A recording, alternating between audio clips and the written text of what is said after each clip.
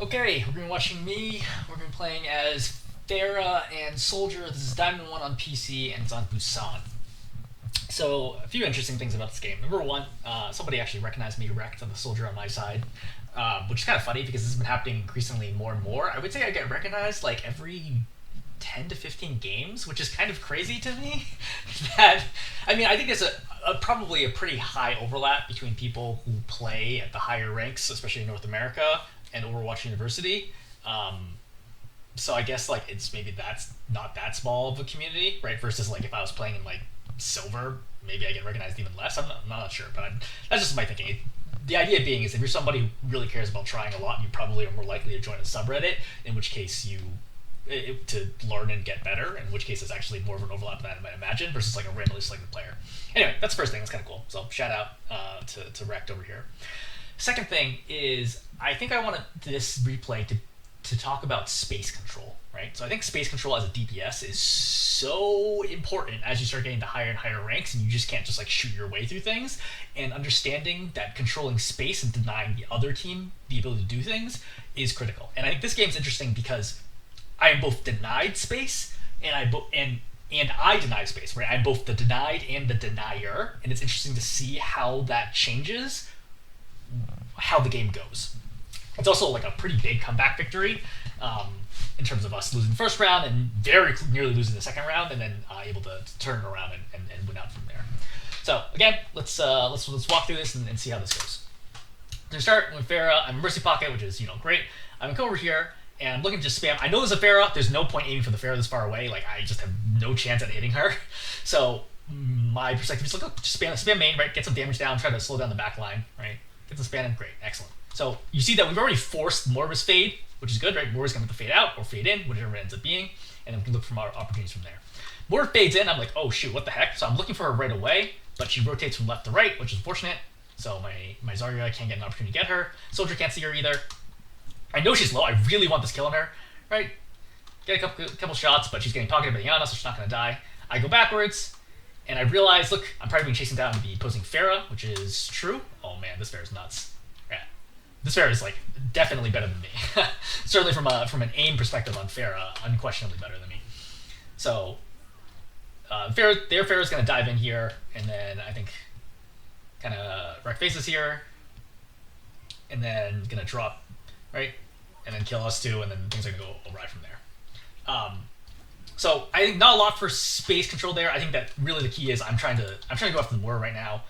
The Mora is just like zoned out in such a way, slash the Ana's like pocketing that we're not able to get in there. Nobody else is able to do anything. They have what the heck, a Tracer in the back line, so like nobody's really doing any meaningful amount of damage. I get stuck in no man's land here. I should have boosted. I did boost out here, but I should have stayed in the air longer. I was trying to go for the Mora kill. So all in all, just not a good play. So I come out, our tank switch to Hog. So now we're going to talk about the space control and why this is actually super annoying that the Winston's here. So I think a lot of players look at this and think, hey, this Winston standing here, that does absolutely nothing, right? Against the Farah. Because obviously the Winston can't damage me at all. I can damage, he can like zap me for like 30 DPS or whatever, 40 DPS, whatever it is now. So the Winston can't meaningfully do anything to me here, right? And I can just spam away at him, and this is fine. The problem is that this is actually tying up two heroes right now, like me and the Mercy, if I can't get rid of this Winston. And the problem is, I actually can't get rid of this Winston, because the Winston just sits up here and is constantly being pocketed by the Ana. It slash uses bubble. I'm just never going to have enough damage to push him out of this position. And I don't really have a good option to avoid the Winston. Okay, because if I avoid the Winston, let's say hypothetically, like I go to the left here, right, or I take a really long flank. If I take a really long flank, it takes me forever to get there, A. But B, let's say I go to the left and ignore the Winston, then the Winston has access to my backline, right? In particular, my Ana and my Soldier, where you can shut them down really easily, and then that would effectively deny two heroes no matter what ends up happening, So if I go to the left here, he's going to slow down my Ana and my Soldier, and it's going to be a huge problem, and there's going to be enormous pressure on me to get something done. So my goal is I really want to force the Winston off the top here. Once I have control of this high ground, I can then spam from up here, right, and get like one rocket, two splashes maybe on the Ana, and then I can boost over and finish the kill. That's the general idea that I'm looking for here. The problem is this Winston's going to deny the upper spot like all the time. If I had a Diva here or even a Winston this would go so much better because they could just go high ground and force the Winston off. But going Roadhog here is like really, really tough because the Roadhog helps absolutely nothing for this fight up here. Right? This Roadhog's basically never going to get a hook. I think he actually does get one eventually. But like, effectively should never get a hook up here. But the Roadhog also can't walk through me. Does that make sense?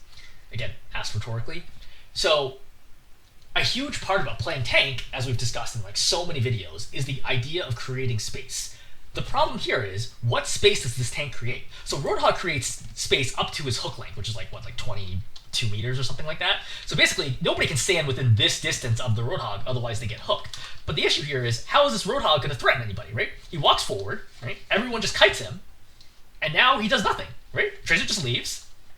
And this is, I'm not trying to like dump on the Roadhog player here. I'm just talking like the general concept that, well, unless the Tracer just dies here for no reason, what the heck? Because the Mega here has Blink, has Rewind, still dies. Okay. Well, but from here, right, now Roadhog's able to sort of do something, but this really should not have happened, but unable to confirm any kills. The issue here is while this is going on, I'm still in this business of trying to deal to Winston, right, which is super annoying, right? 2 directs, 3 directs, I hit the conk. So this actually was an important conk because it knocks him off his jump path. So he's trying to get away, but I think the conk messes him up. Oh no, he clips the top first. Alright, so he's stuck here. I should have actually stayed here and waited to confirm the kill on him, but I'm going over trying to confirm kills, right? Now I get to be the one on top here. So in fair versus fair duels, it's very similar to the way kind of like dogfighting works in the real world. The one with more altitude is always in a better position because if you have more altitude, then you have more options in terms of like if you need to dodge a rocket and just drop like a rock instead of gliding. Like you can drop, which gives you more space to play with, A, and B, you will be the last one to hit the ground. And if you hit the ground first against another Pharaoh, you're in bad shape because then you start having to worry about splashes instead of just directs. Anyway, I get to drop in on the Pharaoh, which is basically what happened last time to me. Moore's low, kill the Ana, alright? Moore's gonna die. Okay, great. So now we're good here, we have control. I'm gonna control their platform. And just spamming a little bit. So they switched from the Tracer to the Soldier, right? The Winston's up top, he gets hooked off. Right? I drop here because I'm trying to kill the Winston. I knew the Winston was low, which is why I just ignored this suddenly and looked towards the Winston. He misses his jump. By the way, I feel for this Winston. I hate all these random items on Busan in particular that you can clip into. It's very, very annoying. So this Pharaoh wrecks me, so the Pharaoh double directs me here, and then I get hit by the Soldier. Yeah. So the thing is, I still could have survived here from the double directs. I'm ready. You should notice I'm still holding on to, I don't even know what this move is called. Will it tell me? Nope, I can't hit with one. Whatever the sideways boost is. Which is confusing because I also call the upwards one boost. Maybe I'll call this dash because I think that probably makes no sense. Anyway, so you see I'm holding on to dash here, I'm holding on to conk because I don't actually feel any danger. I'm talking about Mercy right now, so there's no reason for me to actually be in any danger here. So if I hit a second direct and I didn't take any more damage, I would have immediately dashed right away / conked away, and I would have been safe because the odds of the Pharaoh hitting another direct after that is very, very low. But the Soldier comes up here too, so this is like 100% a mistake by me to die in this situation. This is fight costing. Because I'm the only person who can control the high ground, if that makes sense. Like, once I give this up, it's so hard for my team to do anything, right? See, everybody has to go back right now. Winston's in our back line, right? As a result, nobody can pocket the Roadhog. Roadhog dies. So, just hanging out, chilling for now, staying alive. So, once again, trying to control high ground, right? Winston jumps, poking back line. Alright. Right, I see the Ana far, far away, right? Gotta get that direct on her. Winston misses the jump, which is great. So, walking forwards here. So, I should know this before I realize, like, I see the ARE, but I feel like my perspective is like, look, I feel like a good beat on the Ana already, and I was trying to get damage on the Ana. As a reminder, double direct and concussive will kill a 250 health target. And a direct and a splash won't kill them. Direct splash and conk, I think, doesn't kill. I think it does 240 unless they've taken any other damage. But now I'm like, all right, I'm gonna reload. Now I'm gonna focus on the ARE, right? There's double direct and then splash. That's a big kill, obviously. Right, really, really important kill. That's pivotal because not only does it take a player out, but also removes their like catwalk control here, Winston's back on me. I have to back out here. I realize my Mercy's not pocketing me right now, so I have to go back. Yeah, Mercy lost faith in me. So nothing really happens here, right? Soldier pops ulti and we're good. So once again, I'm trying to control high ground. I'm trying to play a little more defensively here, just because of how aggressively they were able to get me last time. I don't really respect the fair aim. Right? Now I land the direct. That one nearly gets him. Her. Close-ish. See? That's a good example where, like, because this Pharah drops, this rocket is off target. But you have to give it altitude in order to do that. So, going for the soldier. Okay, this is a bonkers kill. So, I direct the soldier, miss that one, almost hit that one. The soldier is going to... Sorry, not soldier. The Iari is going to sunburst me in the air. It's a direct, right? I think I get a Pharah rocket and then die. I don't really know that I had options here. And also, I'm in like a great spot. Like, statistically speaking, what are the odds that Iari is going to be able to sunburst me in the air is not high. So I feel like this was the right decision to challenge here. She's like right next to me, and again, with double direct and melee or conk, she dies. So I think it was worth it here. But unfortunately, die for this. Mercy tries to res me, dies for that as well. And then we lose that fight. So, contesting. I can come over here, but it's too late. Yeah, this is after our tank dies. So, coming out again. Alright, so I use Primal to pop, or I use Barrage to pop Primal early. Oh, I should have killed the Winston there. Alright, and now I just have to force, because the time's already, we're at 98% and time's going around. Alright, first round, I would say not particularly interesting, right? Just, you can see how I'm not really able to do what I want to do. I'm having trouble with the vertical control. I'm kind of getting focused down. The tank and I are not in sync at all. Like, none of the space that my tank creates is useful for me, if that makes sense, which is tough. So second round starts. I switch off Pharah here. I think for a while is what I want to do. I'm gonna play soldier. So, what do I like doing on mecha base here? First of all, I hate being part of this scrum. So like that like smashy, brawly fight that happens right here. I hate being part of this DPS, especially right now where Junkrat's not very good. Like if I could play Junkrat, I would be more fine with this, but with Junkrat being like nerfed continually, I do not want to be part of this like mess. Oh, Reaper as well, right? I've also played a lot of Reaper. Historically, Reaper's been absolutely nerfed to the ground. That's a huge part of his problem right now. The developers have mentioned it. I think he's getting patched very, very soon. But I don't want to be part of this because none of the heroes that I have that are good at close range are good here, right? Reaper's bad. Junkrat is bad. Cassidy is okay at best. The problem is like close range is good, but splashy close range fights are really bad for him because he has no AoE damage. So this is not something that I would play. So instead, I'm going to go and take the far side area, okay? And the idea being is you take the far side and you apply a lot of pressure to anyways over here. Even if they end up taking the space, you can constantly stretch them out and pull them back towards you. You can get picks, whatever it ends up being. So my goal here, which is not going to work super well, but is to go out and take side. So, waiting for the Pharah rocket, confirming that she's not spamming me anymore, right? Poke him down a little bit, poke the Pharah a little bit. He looks obviously not going to land on anything. Alright, poking people down. Okay, got some decent damage on the Pharah. Alright, I see the Zarya's down low, but she's like bubbled. I see the Moira here, and I saw the Moira fade. And because she faded, now I can go kill her. This is a very important kill to execute right now. At this level, I think it's really important to be able to consistently get that kill. If you can't, it's going to be really hard to keep climbing past, I would say, high diamond, right? Remember, this is diamond 1.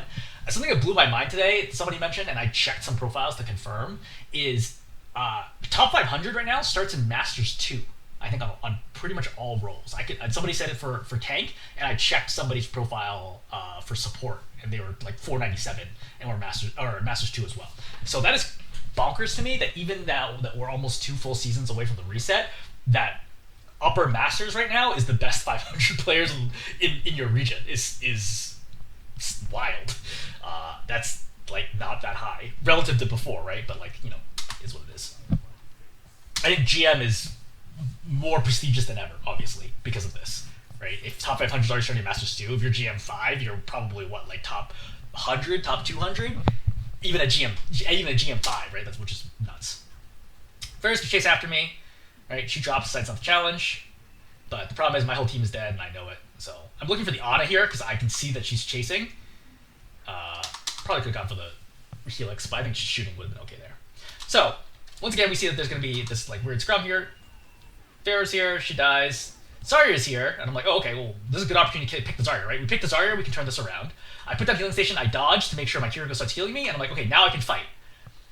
And I'm gonna die here, and I was very surprised as to how I could die, because I'm like, look, my Kiriko's here. Like, I should be able to be healed through this. Like, with healing station plus Kiriko, that should be well over 100 healing per second in this situation, and the Zarya's not gonna have perfect accuracy, and she's probably pretty close to running out of ammo. Right? She's already down to 27 ammo. Like, I literally only need to get healed for like another second, and she's out of ammo. And watching this back when I was preparing for this review, so okay, we missed 4 of them, right? So that's 4 out of 10 or whatever, 4 to 11. This is brutal. So I just missed. That was 8, 10. I just missed like 100 healing or 110 healing, right? 110 healing that I just missed. That would have been a huge difference maker right now. Anyway, so again, I don't have any heroes that are going to do well at trying to force this choke. So my job is just to pull the team apart. So I'm going to run all the way here to the left. Look for anybody I can poke down, right? I know they spotted me when I rotated, right? Anna's looking for me, that's fine, right? This is exactly what I want, right? I want them to turn and look for me. I see the Pharah coming towards me. I cannot challenge the Pharah right now. It's like way too open, and like the Pharah can just spam the top catwalk. If I drop, the Ana will kill me. So I have to just start rotating immediately. So now things get interesting. So I'm going to keep rotating through because, again, I'm trying to distract them, right? If I can pull 2 people away from the choke, my team has a 4-on-3 advantage, and then they have a chance. And if they ignore me completely, I can come in and light somebody up. That's the general idea. So I hear the Pharah over here to the right. Pharah's playing slow, which is exactly the correct call. Even if she tried to poke me, like just like head peek me here, I'm pretty favored in the situation versus her. So poke her down. She's not going to take the fight, right? I Helix there because I'm pretty sure she's running away, which she is. But you see that I went over here and I thought about shooting, but once I saw that I was already missing 3 heroes, I'm like, yeah, it's not worth it.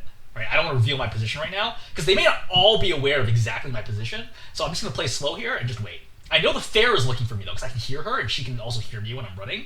So we're both playing slow. Right? I hear her going over. I'm like, oh shoot, she's right here. She's close. I don't want to take that close fight. I realize that she's already close enough that I can't dodge her anymore. So commit to the fight. And if she gave me 1 more second, she was going to die because she's actually 115 here. So not even 1 second. If she gives me a quarter second there, she dies to Helix. So she's forced to ulti me right away or else she would die. Right? It's like right now, if she doesn't ulti, I would have killed her. But she ultis, gets the pick, fine. Obviously, this stuff is still going up top, but like there's nothing I can do. Right? And I think that's really important to recognize is it might feel good to join your team here, but if I keep joining my team here, like nothing's gonna change. Me standing here is not gonna make any difference. Like, what am I gonna do against like the full health Zarya with a bubble, right? Being double pocketed by 2 support. Nothing. Like I don't do enough damage. I don't need disruption. Like it's not gonna do anything. I'm not leveraging the value of my kit by joining in on that scrum up there. And I think that in a lot of situations, people could potentially flame you, right? I think your team could say, hey, like you don't know what you're doing. Like, you need to play with the team, blah, blah, blah. Playing with the team is not going to change the outcome of this game at all if I'm playing Soldier, right? If I'm playing another close-range character, maybe. But as Soldier, it is definitely not going to change the outcome of this at all. The only hope that I have is to pull them sideways. So, I come to the left. Let's see, it was atrocious. So, now I'm like, wait, the Ana's coming? And I think about this. I back up for a second because I'm not full health, right? Get healed up. And now you see the Ana is out of position, which is great, right? This is exactly what I want to do is people, especially when you have a commanding lead, very commonly get cocky, right? It's like a rubber band effect. That's a well-known concept where when you feel like you're really, really far ahead, you tend to let your foot off the gas and not try as hard, right? And mess around a little more. And it gives the other team opportunities to come back. Because think about it. We're 0-1 right now, and they have 89% advantage against us, and they have control of the point, and we have nobody who is even through either one of the chokes. Like, if you had to predict right now, what are the odds that blue team, my team, wins this game? I don't know, like 100 to 1 odds? Like, it is really, really bad right now. We don't even have ultis, right? We have no ultis right now even. There's no reason we have no business winning this game whatsoever, and yet we do, right? But I wouldn't say that I thought it was likely we were going to win this game. I'm like, oh, we're pretty sure we're going to lose this game. But you just do the best you can with the situation. Because that's all you can do, right? That's the only thing you have control over. Just play the best that you can, no matter what the situation is. And every once in a while, you're turning them around, right? Because every win you get, as you're trying to climb, is so valuable to you, right? Or at least avoiding a loss is incredibly valuable. Because if you are a 55% winner, right, you need to play 20 games to make up for one loss that you shouldn't have had. It's like nuts. You need to play a lot of games, so you really need to make sure to win. So the Ana's out of position right now. I have my Moira with me as well. So I'm like, feel good about this. Ana's low, right?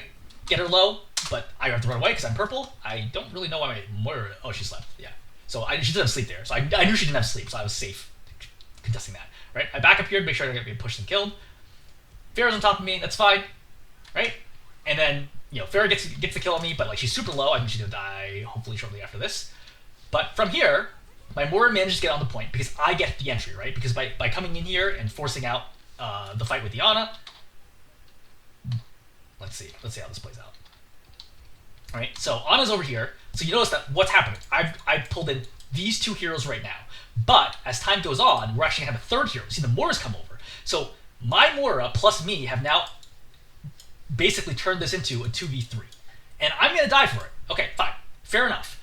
But both of the supports are taken out of the picture, and then their Pharah is also forced to go way behind, right, to go hunt down and get this kill, and she gets really low, so she ultimately gets traded out for this. And that allows us to get onto point and touch it, which is really important, right? If actually, I think our Cassie touches it first. Where's our Moira?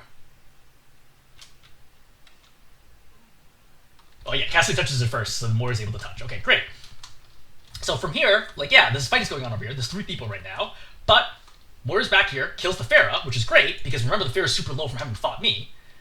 Then we're just messing around over here, right? And we're going to finish the cap. And we do, great, right? Their Moira's low, because there's a 2v1 happening over here. Now it's going to be a 3v1, and yet we lose a Roadhog. But we capped the point.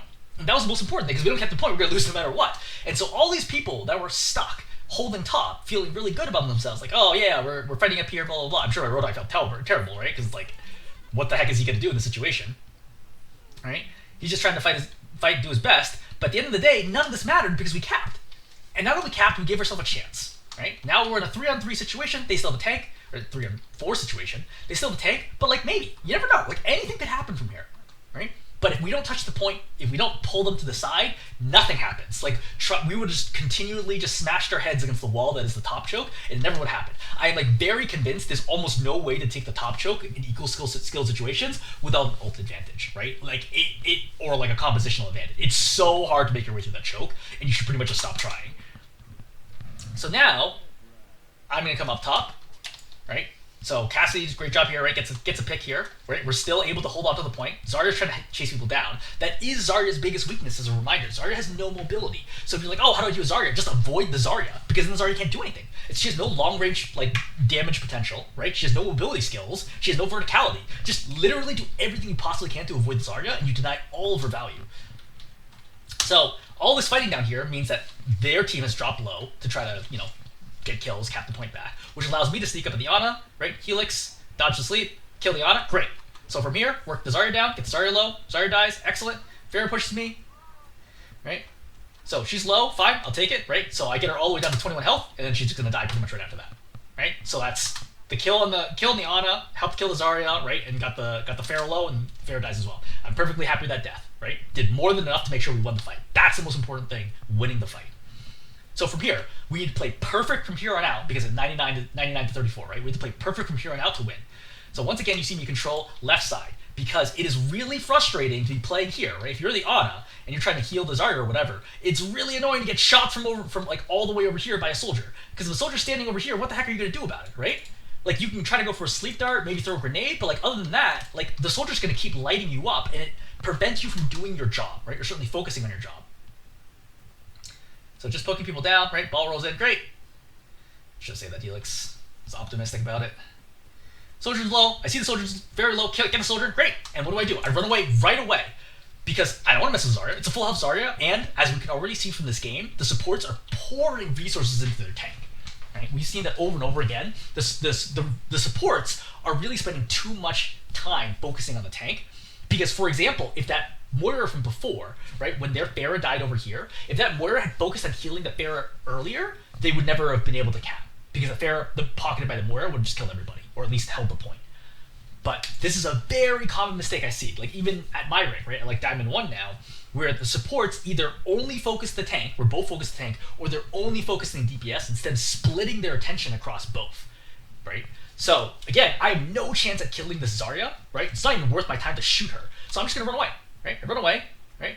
I get the mini, I drop because I can hear that she's still following me. If she gave up, I would have stayed up high, but I can hear her still following me. I rotate, I go back and take catwalk because again, now she's left. I want the Moira, she's low. She dies, great. I go into the flank here, right? Poke people down. I helix the Ana, but unfortunately bubble goes off. Still okay, helps kill bubble faster. Right, Pharah's over here. Great. Now, let's think about how this is going to, well, first let's get rid of this soldier. Great. So, general idea here. Let's think about Busan. There's only 4 possible ways, oh, this is a good angle. There's only 4 possible ways for you to get in on Busan, okay? There's this main choke, which I already described, is a nightmare to go through unless you have a compositional advantage or even ult advantage, because you just get, everybody just shoots at the choke, it's so easy you can't go through. This option is almost never an option for most heroes, because it puts you on low ground, there is not a quick rotation from here, and you are wide out in the open. So the only heroes that can really go through the bottom route are really mobile ones, like Tracer, Genji, Sombra, right? And like super mobile tanks like Ball, for example. But like nobody else can realistically use that doorway. This upper doorway is also not a reasonable rotation path for most heroes. First of all, you need verticality to even use it, but when you step out, you're immediately in the open. So it's great to ambush somebody if you're immediately going to fight them, but it cannot be used to actually enter into the arena space as the entry heroes, if that makes sense. Which makes this option, right, and this one over here, your 1 and 2. For most heroes, you really only have these 2 options to go ahead and take the room on Busan, which means that a lot of focus should be splitting your team to use these 2 doorways. I think every single assault, unless you have a compositional or ult advantage, every single assault on mecha base, you should have at least 1 person going through both of these doors, right? You can do 4 and 1, you can do 3 and 2, whatever you want, right? But like, you pretty much always want at least 1 hero to go through both of these doorways. That way you put pressure on the defending team. So, my goal here is, if I can be right here, and I can shut down door 2, that funnels all of the enemy into door 1, and then it's an easy win from there. That's my goal, right? My goal is just, I need to shut down door 2. Right? Pharah's here, great. I poke her down, splash her, I can hear her running away, excellent, right? That's exactly what I want. And I'm like, look, I hear her running back. So I heard her rotating the right, I didn't know if she tried to go to the top, but I'm like, cool, good, right? I'm doing my job here, doing no damage. All I have to do is make sure nobody comes through door 2 and then the upper door as well, right? You notice I'm not really worried about what's going on up here because my team has a strong positional advantage here that I don't think it's likely we are going to lose the fight up here. That's why you notice that my focus is not on dealing damage, it's just to deny those 2 spots. Because if I tunnel vision here onto this fight and Bear sneaks up and kills me, then I've thrown the game, you know? My perspective is, look, I can only control so much. Let me do what is most effective for me right now, which is not damage, but controlling space. But once I confirm the bear's in this fight, now I don't have to worry about being flanked, right? I'm not going to get flanked by a Brig. So I can just tunnel vision now on this fight. I pop Visor, right? Forcing everybody back. They're low, right? This, for the record, I know I'm outside of effective range for Visor, but I also know that we're starting to lose heroes, so I would need to give my team something in that situation to make sure to scatter the enemy and distract them to give us a chance at winning. I had to step up a little bit just to be able to shoot that soldier. This is a huge play right here. So soldier does flank me, right? And I'm able to kind of sidestep it. I think she's going for the Kiriko, right? But I land the direct helix there and get the kill. So from here, I lose the Kiriko, right? I just need to play slow. But I notice the bubbles are down. I drop, commit on the Zarya. I put down healing station to strafe. Great, excellent, and that's it. So, reminder, we were at 99-0, right? And we hadn't even at like 85 or whatever. None of us were even in the room yet. Like we weren't even in the room to be able to be close to touching the point, and we still flipped this. Was I a part of that? Yeah, absolutely. Was I the biggest part? I don't know. I mean, like, you'd have to watch every single perspective. But I think I was certainly a significant part of changing that fight, that round around by trying to pull the team out of position to give my team a chance to make a play. Because if I kept running main with my team over and over again, nothing would have been accomplished. So let's look at the final round. So 1-1. I've noticed, okay, what's the heroes we got? We got Ashe over here, right? And I knew that coming out of the gate, I knew what the hero comp was. So I want to split. I do not want to stack with my Ashe and have the same angles, because my Ashe is going to go to the right. And if you think about it, if the Ashe is playing here, where do you play as the other team, as the enemy team, right? You're going to play right here, or you're going to play right here. Alternatively, you're going to play way back, right? But if you play way back, then is what it is. So if you're on the point, trying to contest the point, you're going to be playing here, or you're going to be playing here. The thing is, if I play soldier, I can go here and I can flank, and I can shoot both of these angles really, really well. And if I have free control, I can go all the way over here and really mess people up. So that's the general idea here around angle control, is making space unsafe for the enemy team to stand in, which itself, even without great aim, even without great damage, will win you a fight. So their whole team goes to the right. Great, that's fine, right? I'm just gonna spam Helix over here, right? Poke him down. I don't really need to do a whole lot right now because my team's not in danger. I'm not in danger. That's fine, right? I'm just looking, seeing, hey, look, nobody's back here. So I hear the Tracer ping. I'm like, oh, I'll come over. Maybe I can help with the Tracer. Ashe gets a kill. Great. So notice that our team is very, very poke heavy, right? We got this poke hero. We got this poke hero. We got this poke hero. Their team is not nearly as pokey. The only one here is Soldier. So their team has to close the gap against us. They have to dive in order to be able to do anything. And that puts a lot of pressure on them to try to do something. It's tough because this map is also a very poke-friendly map. They're very long angles here, which makes it really, really difficult for like dive heroes and just brawly type heroes to do anything. All right, poking down the Tracer. Now I can drop towards point because I feel safe right now. I think it's unlikely that I'll die soon. Mortar faded, so I'm trying to get the kill on her. It's fine, right? She gets bumped out of position. I put heal station down because I'm pretty sure I'm going to get dove soon. All right, Mortar's low. I'm trying to figure out where she is. I kill her. Winston dies me. All right, is what it is. I will note that my Ana is like playing way back here, like way, way, way back. And any healing from my Ana would, like one dart from my Ana would have saved my life there because I would have gotten away and the Winston had no jump. But it is what it is. So the thing is, it's still enough, right? Enough impact that we're able to win the fight. And then, we're good to there, right? First fight over. So I'm coming back here. What's the thought? Well, I want to see where's my team. And you'll notice, okay, where are people setting up? Well, ideally, if I had to choose a position between left or right, I would choose right, which is drum side, right? I would rather play drum side because it's high ground and it generally has better angles and it's safer than playing left side, right? Which is, I don't know what to call this. Temple side? let's call it shrine side? Shrine side? Maybe we'll call it shrine side. So I'd rather play drum side, all else being equal. So I rotate, I'm gonna go over here, right? Do a quick jump over the drum. I realized right away, like, oh shoot, my Ashe is here. I'm like, I don't want to stay here long because now I'm doubling up here. So in reality, I probably should have realized my Ashe was going to drum side when I was rotating up. I just didn't like see it. It's kind of hard with the silhouette sometimes to tell which one's which. I think I thought that was the Moira, but I should have known right there and just switched to the left side. But that's fine. So from here, I'm like, look, I don't want to stack with my Ashe because we're both gonna get shot together. I'm gonna rotate now, and I'm gonna rotate to here because I see that the Winston has been purpled and that he's low, and I'm like, okay, great. Now's my opportunity. I'm gonna try to work him down, try to kill the. Oh, that was so close. What the heck? This Helix is so close to killing him. I'm actually curious how close this is. Yeah, that is I don't know, a tenth of a second away from a kill on the Winston. But he dies anyway, which is great. And now Tracer's over here. So number one, I will say that the enemy Tracer player, who is the Pharah from the first round, is much worse at Tracer than they are Pharah. It's like very obvious to me, like right away, that just nowhere close to good at Tracer as they are on Pharah. So in this situation, I'm thinking, okay, look, I just need to get the Tracer off my two supports backs. I can run up here and take a challenge on the Tracer because I have two supports. There's like no way for me to lose that fight.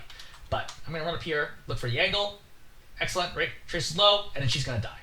So that's fine. We've lost our ball, but that's okay. We're still point fine. We have control of point.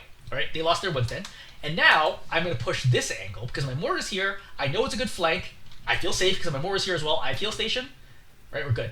I light up the soldier here, like really, really good damage. And you see, I put Helix to the right because that was the only way the soldier can escape. Right, without that, I think I heard her slide. No, she's still slide. She's still slide. Right, but from here, she kills the mortar, but I kill her, which is great. Trades are great when you have control of the point.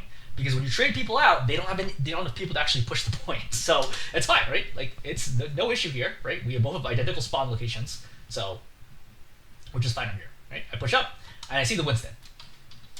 Talking about Soldier versus Winston. So, as Soldier versus Winston, you basically can never challenge him when he dives. He does too much burst damage, and the bubble is too strong, and you do too little DPS to realistically break the bubble and kill him, and you have no ability to prevent him from leaving. So, your goal is to bait him into jumps against, well, first of all, just shoot people and have him ignore him, but like, if he's going to contest you, make him jump and waste his time, right, and just run away from him. And that's my goal right now, because Winstons really, really hate getting poked down early. I can't tell you enough, as a Winston player, how annoying it is to lose like 100, 150 health before you dive, and then when you do dive, you get melted immediately because you don't have that extra health that you would normally expect. So, I see this Winston as what's called staging, right? So he's jumping forwards here because he's getting ready for his true dive, right? This is him staging, getting ready for a dive. Me working him down is like, oh wow, now he's lost 150 health and he needs to wait. And that's fine. And you see that I don't even reload here because I know he's gonna get healed.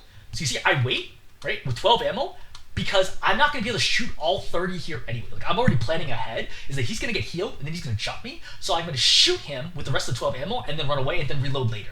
That way, I'm not reloading when he jumps, so I can do some damage to him. He's here, right? And I start running away right away. So I managed to do 100, right, about 100 damage right here, right? He jumps in, and I just leave, right? Great.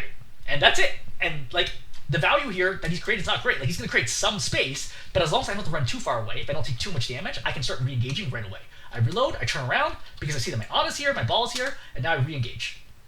But bubble goes up, I have no interest in fighting that, right? He's low. Sleep goes off, which was not really necessary, but now he gets nanoed. What does that mean? I run away. I know my Ana's gonna die here. I feel bad, but like, what can I do in this situation against the nanoed Winston, right?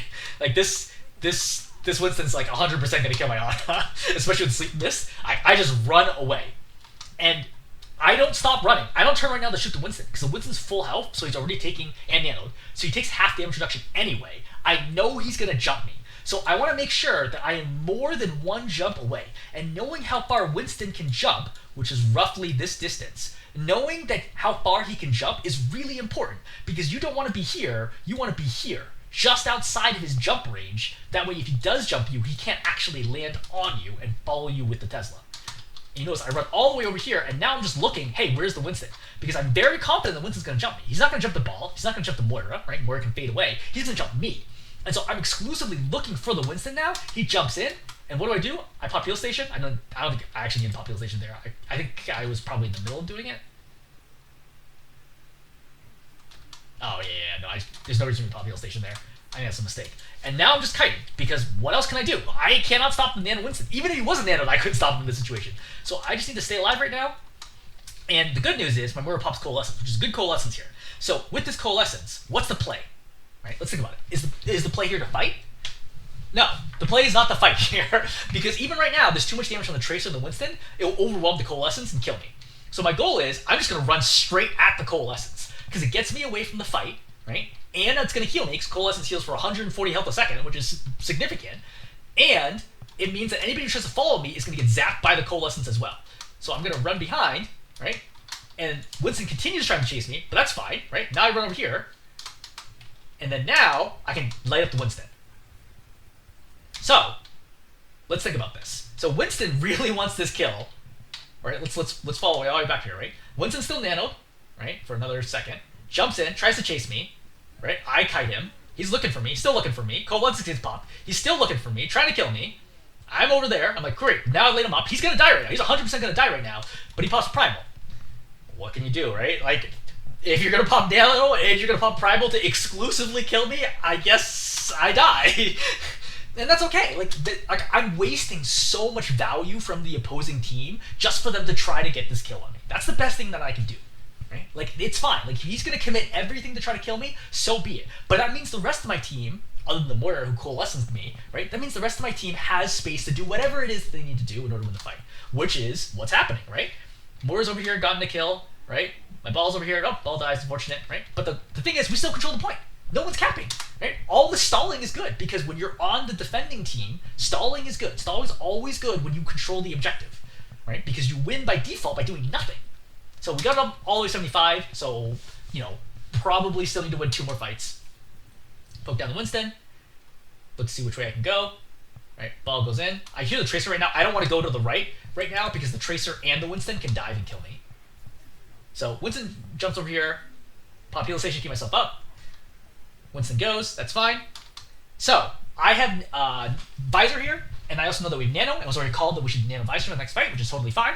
But I'm looking for an opportunity. I can't pop it right away because everyone's going to be near cover. By default, people usually, especially at this rank, they're going to be playing very close to cover anyway. So even with Nano Visor, it's really hard to kill anyone. So right now, I'm walking forward. So I'm like, look, I just got to poke people down, see what's available. All right, play slow. I see Tracers over there. All right, work down the Winston a little bit. Oh, Tracer's back. Tracer dies. That's what I'm saying is this Tracer's clearly not as good as Tracer as they are on Pharaoh. The Winston's going to die behind me. So you heard the audio cue right now. Right? So you see it and hear it, and then he lands. And I pop Visor. Why? Because the Winston can't contest this anymore. He can't jump on me. He can't body block the shots. He can't bubble me. He can't do anything. So now I can pop Visor. Right? Light up the Soldier. And great. Now the Winston's over here, all alone. Light up the Winston. He's going to die. Excellent. Light up the Soldier. And then Anna's over there. Anna's going to sleep the Bob. Right? I work the Warrior down. Great. Warrior's dead. Reload. I see the Anna. She jumps. Again, I said this so many times. Do not jump. Because it makes it super easy to do this. Right? I helix her right, direct her right on landing, and get the kill. So that's the kill on the Winston, right? I forced the Soldier back and denied value from overclock, then killed the Moira, and then killed the Ana. Right? All because I'm playing in the right position and I'm preventing the Winston from being able to deal with me. It's so important, right? To prevent Winstons from being able to stop you from doing your job as a DPS. Again, if they're gonna pop 2 ultimates to kill me, fine, right? Especially if we're on defense, fine. It's like you're just wasting ultimates and time to try to kill one person. Okay, it is what it is. All right. So now we're just chilling in the final fight territory. I think they get a contest here. So I rotate backwards because I already know the Winston's coming. I hear him. I think on the right. Yeah, I hear him on the right, and see him. So this is one jump territory for the Winston, right? As soon as he gets over here, he's going to jump me. So I'm going to rotate all the way back and play upper mid over here by the window. Or balcony. Let's call this balcony. I'm sure there are real callouts for these. I just don't know them. So I'm going to run all the way back to balcony. You see, I didn't even try to fight. Even though theoretically maybe the Ana could pocket me through this, I don't want to. I don't want to do it. It's no point. I'm going to get up here, and you know what I do? I look for anyone else. Anyone else I need to shoot. Because someone needs to touch the point. There's 10% left. Somebody has to touch the point. So that's fine, right? I put down heal station because I'm expecting to have to fight here, right? And now we're just going to take it real slow. Because again, my ball's there, right? They're all is incredibly low damage lineup on their side. The ball could literally just AFK right here and we'd be able to stall forever until eventually myself or the Ash kill somebody. Trace is here. I don't know what this Trace is doing. She recalls into a mine. So this is a great example on angles. I can't kill, I know these people are here, I can't kill them because I don't have a good angle here. But if my Ash was here, and I was playing over here to the left, I'd kill everybody. Like, that wouldn't be a problem at all. This is a good example of how doubling up on angles makes really, really hard to actually get any kills, right? Angle control is an enormous part about the game at higher ranks. People only die when you take all the angles away from them and they have nowhere safe to stand anymore. Because nobody at higher ranks dies just by standing out in the open and getting lit up. That's just like not a thing. The reactions are too good, the defensibilities are too good. Lay up the Sombra, I don't care if I don't kill her. All I need to do is just get her out of her effective range and then she's gonna leave. That's fine. Right? Window gets popped, or bubble gets popped rather. I'm waiting. Right, I don't shoot the bubble because I know it's expiring anyway. All I want to do is have the ball either force them back here or the ball to stand here. Those are the only two things that are eligible to the ball, and the ball is doing neither one of these things, which is driving me crazy. I would say so annoyed. I was mildly annoyed when this happened, and they're gonna cap here. Literally, the ball could just stand here and just be AFK, and the Ana would pocket him through everything because they can't fight him. Because if they walk around the drum, I'm going to kill them on either side. Myself or the Ash are going to kill them. It makes no sense to be standing off the point here trying to take this fight against these two heroes. It's not a good play. Right? You can either bump them out of the way or just play on this side and we'd be good. But they're going to cap here, which I'm like, okay, now I need to actually push up and get something done, which is unfortunate. Thankfully, great nade in, right? Winston gets really low. Kill happens on him. I hear the Sombra, I think, but I want to kill the Ana. Ana's dead, so that's 2 right there. Reload. Go for the Tracer first, right? Poke her down a little bit. Now I look for the Moira. Helix. Kill Moira, that's 3. and then that's game. Okay, so what did we learn? Right? What did I want to talk about? This whole video, space control, angle control as DPS. Okay? Do what you can do. That's all you can do, right? Don't bang your head down situations that don't make any sense. Think about what's safe for them and how can I deny that place from being safe from them.